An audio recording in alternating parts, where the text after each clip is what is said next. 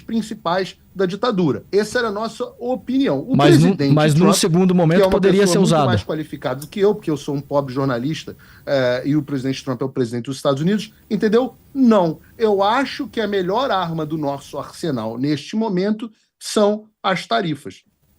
Perfeito. Então, vocês falaram, neste momento não seria a melhor opção, mas eventualmente num segundo momento vocês consentiriam com essa opção de... Nós não temos que consentir, nós não somos presidente dos Estados Unidos. Não temos que consentir. Não, a gente não é consultado se a gente. Vocês autorizam. Vocês não foram.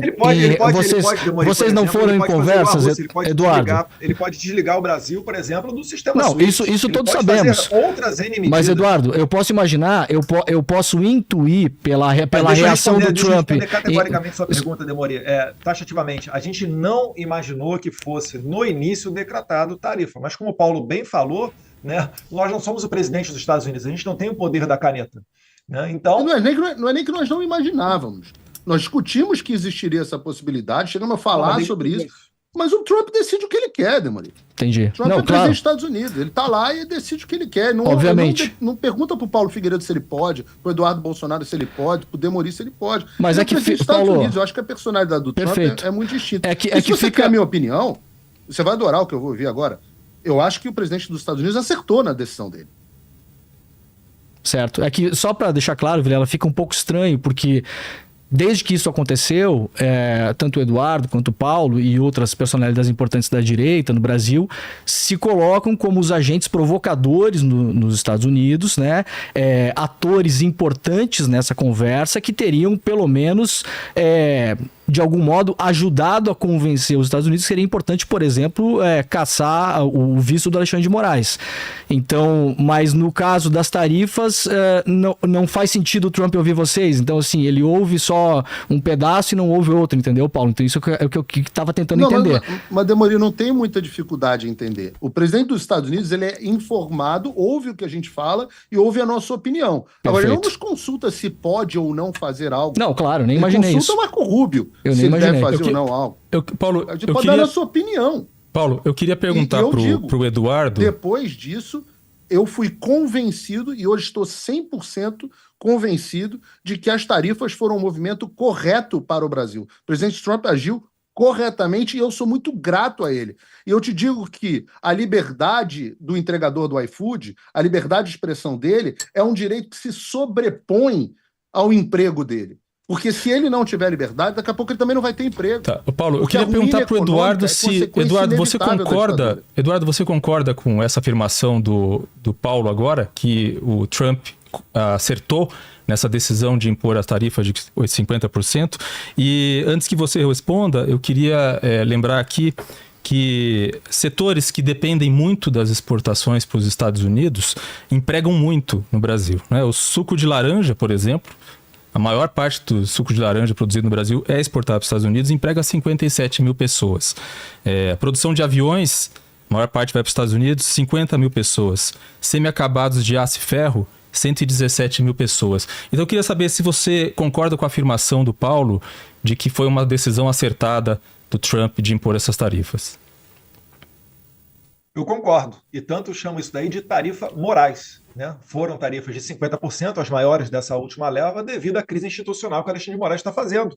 Né? O pobre do entregador de iFood, um belo dia ele pode acordar e ser taxado em 50% do fruto do trabalho dele. Né? Assim, é que não paga mais do que isso já atualmente no Brasil, se você somar todos os impostos dessa salada de fruta tributária que nós temos. E aí, quando ele quiser reclamar, talvez ele vá ser calado. É isso daí que a gente está falando. Antes de qualquer tipo, né, de questão comercial, vem a liberdade. Se a gente não puder falar, mais de 60% dos brasileiros, o Paulo tem a fonte, né, da pesquisa falando que mais de 60% dos brasileiros não se sentem confortáveis, têm medo de dar a sua opinião. Se você não consegue dar a sua opinião, o que você vai ser? Você vai ser um escravo, você vai ser um cubano. Daqui a pouco quem está proibido de sair do Brasil é você, né? Igual a Cuba, a maior fazenda escravocrata do mundo, onde as pessoas não conseguem sequer sair. Quem vai para a rua protestar toma 10 a 15 anos de cadeia, e o que a gente não quer é que chegue nesse momento. A gente quer preservar as liberdades da nossa democracia. A gente quer preservar a harmonia entre os poderes, onde um Congresso vote uma derrubada de um impostozinho chamado IOF, um imposto extrafiscal, e a Suprema Corte vai lá e derruba todo 513 deputados e 81 senadores. Esse não é o Brasil que eu quero. Então o Trump ele conseguiu atrair a atenção do mundo. Hoje o mundo inteiro está falando da questão brasileira. Né? O Paulo colocou muito bem, The Economist, The New York Times, Le Monde, The Guardian, vários órgãos de imprensa, e muitas das vezes, né, vinculados à esquerda, e estão dando razões a nós, falando, olha, Alexandre de Moraes foi longe demais, isso está estranho, isso está virando uma ditadura, o que na minha concepção já é, né, uma ditadura. E aí a gente conseguiu, sim, né, a atenção do Trump, logo após ele ter evitado uma guerra nuclear, né, finalizando aquilo que Israel começou, bombardeando as bases nucleares do Irã, e depois disso veio, né, o Big Beautiful Bill, uma questão interna orçamentária deles, e na sequência o Trump já puxou os holofotes para o Brasil. Isso daí é motivo de celebração, porque o mundo inteiro bate na porta do governo americano, do Congresso americano, buscando atenção para solucionar os seus conflitos, para solucionar os seus problemas. Isso daí sim é o que está fazendo hoje em dia o Brasil ter um mínimo de esperança, está levando as pessoas a irem para a rua novamente. Porque até então, o que estava acontecendo com o Brasil? Estava indo para a prisão do Jair Bolsonaro, né, manutenção da prisão de todo mundo do Rio de Janeiro, jornalistas exilados, eu estou respondendo ao inquérito, né, querem me tirar também do páreo ano que vem, e aí só vai concorrer aquela direita que é uma direita até permitida pelo STF. Né, porque se o STF manda prender e manda se exilar e deixa inelegível quem ele bem entende, eu só posso imaginar que ano que vem só vai concorrer quem eles também permitirem. Então é contra isso daí é que a gente está lutando. Não dá para você encarar mais com normalidade o Alexandre de Moraes. Agora acabou de bloquear minha conta bancária, bota a tornozeleira no Bolsonaro, impede ele de ver o seu neto, né? O meu filho aqui, do mesmo nome que ele. Agora estou proibido de me comunicar pai com filho, né? Com o meu pai. O que mais o Alexandre de Moraes quer? Né? Nessa lista de crueldades, lembrando, de uma pessoa que cumpriu todas as determinações dele. Não há motivo para a gente, né, acreditar que isso aí é uma democracia, pelo amor de Deus. Vilela, posso só trazer uma informação importante? Aproveitar que o Paulo e o Eduardo citaram a The Economist, que é uma revista editada no Reino Unido, né, como um referencial, aproveitar esse referencial. A The Economist tem o maior índice do mundo que mede se um país é ou não uma democracia, né? Isso, claro, é um índice que você pode avaliar ele, se ele funciona ou não, mas é o índice usado, inclusive, pelos Estados Unidos para avaliar se um país é uma democracia. Queria emendar uma pergunta para o Eduardo, mas antes é só importante a gente deixar claro que o Brasil, segundo a The Economist, tem uma nota 7 no índice democrático. 7 de 10. 7 de 10 é considerado uma democracia imperfeita, o Brasil, né? Então não é uma questão de opinião dizer que o Brasil é uma ditadura, passa longe disso para a The Economist, que acabou de ser referenciada pelos nossos dois entrevistados. Sabe qual é a nota dos Estados Unidos? Você quer que eu leia aqui o que a The Economist falou? Não, Paulo, deixa eu terminar, depois você pode falar, porque senão fica o raciocínio incompleto. Fica mais fácil para as pessoas entenderem. Acho que a gente tem que também fazer um ponto educacional para as pessoas serem educadas também aqui, né? Então o Brasil nota 7, considerado uma democracia... Quem vai fazer ponto educacional? Você pode fazer depois o seu, se quiser, Paulo. Posso terminar o raciocínio? Você vai fazer ponto educacional comigo? Posso terminar o raciocínio? Vamos lá. Beleza, eu vou voltar. Se você quiser fazer ponto educacional, vou voltar, você vai então. fazer lá com as tuas negas. Não, peraí. Vamos lá. Termina o raciocínio. Só para deixar claro aqui. Como só para nós... vocês lembrarem quem sou eu, porque acho que vocês estão esquecidos. Não, Paulo, depois eu posso lembrar. Não vai fazer ponto educacional comigo, não. Depois você eu posso lembrar. Eu vou rebater eu tenho uma pergunta para lembrar depois das pessoas. Você não vai fazer comigo, não, queridão. Então você pode fechar o seu Meu pai áudio. E minha mãe já fizeram bem. Você pode fechar o seu áudio enquanto eu faço. Eu tô fazendo com a audiência, não com o Paulo, né? Isso. Isso, audiência. Vamos lá, fazer um ponto educacional. The Economist tem um índice de democracia. Brasil nota 7, considerada uma democracia imperfeita. Sabe qual é a nota dos Estados Unidos? 7,84. Sabe o que é considerado dos Estados Unidos pela The Economist? Democracia imperfeita, assim como o Brasil.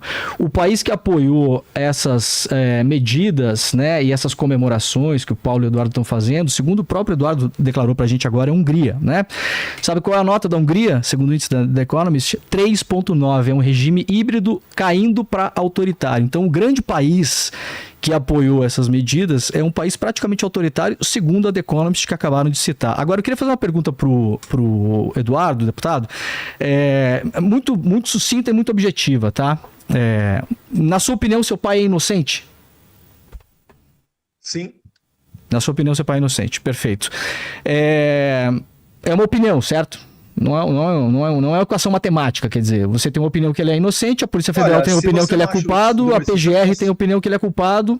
Estamos debatendo uma tese jurídica, correto? Em cima de uma tentativa de golpe de Estado que ele vai poder se defender em relação a isso, certo? Não, é errado, ele não pode se defender. Todas as testemunhas que ele colocou, né, que os seus advogados arrolaram no processo, não foi aberto prazo para que elas fossem ouvidas, porque o Alexandre de Moraes desejava correr com o processo. Outra coisa, o STF reformulou por 2 oportunidades toda a sua jurisprudência para atrair a competência do caso do Bolsonaro para a corte, né? Algo que realmente salta aos olhos. E até o próprio advogado do Bolsonaro, no Vilardi, tem dito que não tem, nunca encontrou um parâmetro, porque ele está acostumado a lidar com casos dentro de cortes superiores da Suprema Corte, né? Ele não consegue entender como que isso tudo está acontecendo, que onde ele pede, por exemplo, uma dilação de prazo. A PGR teve 8 meses para construir toda a sua peça acusatória. Ele teve 15 dias no meio de um carnaval para responder e fazer toda a defesa. Ele pediu uma mera dilação de prazo, algo que é dado a qualquer traficante ou ladrão do Brasil. Isso não foi dado para eles. Então, na verdade, o que está ocorrendo no Brasil não é um devido processo legal. Isso daí é do mundo dos fatos, não é do mundo jurídico. Demorei. Outra coisa, eu estou aguardando ainda o nexo causal, porque dar um golpe de Estado onde você não tem uma força policial, onde você não tem os militares, onde supostamente, né, que ele está sendo acusado disso, o ditador que tomaria o poder estava na Disneylândia, né, na Disney World, naquele momento, fazendo então uso de tropas de velhinhas desarmadas, no momento em que o próprio G. Dias acabou de confessar ao advogado Chiquini que tinha 900 homens à sua disposição e eles não foram utilizados para a segurança dos prédios mais vigiados do Brasil.